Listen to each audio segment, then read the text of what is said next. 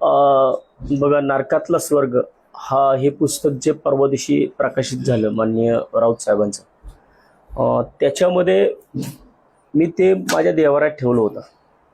देवारात ठेवून मी काल त्याचं पूजन केलं. आणि मला वाटतं की कोणत्याही आव्हानात्मक जे काम असतं ते आव्हानात्मक कामाची सुरुवात आपण आपल्या देवाऱ्यापासून करतो.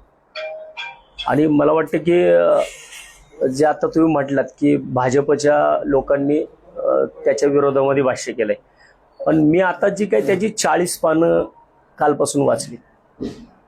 ह्या 40 पानांमध्ये जे काही मी वाचले ना, मला वाटतं की हे सगळं आम्ही तर शिवसैनिक म्हणून वाचणारच आहोत, परंतु ह्याची महत्वाची गरज वाचण्याची खऱ्या अर्थाने भाजपच्या लोकांना आहे. हे भाजपच्या लोकांनी हे वाचलं पाहिजे. त्याच्यामध्ये मग त्यांना कळेल की खऱ्या अर्थानं मोदींना ज्या टायमाला मोदी काहीच नव्हते त्या टायमाला मोदींना कुणी सपोर्ट केला.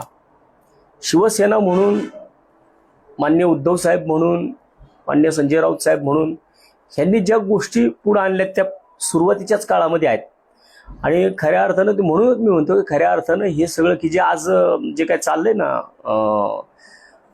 विश्वगुरु वगैरे, हे विश्वगुरु होण्यामागं खऱ्या अर्थानं जे आपण म्हणतो ना, एखादं मंदिर ज्या टायमाला होतं त्या मंदिराची पायाभरणी ज्या टायमाला होती ती पायाभरणी खऱ्या अर्थाने शिवसेनेने केलेली आहे.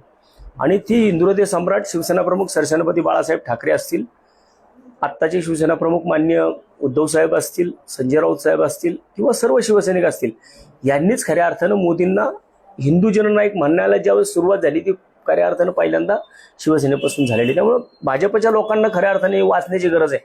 आणि मला वाटतं की लपून चोरून वाचत नसतील कदाचित.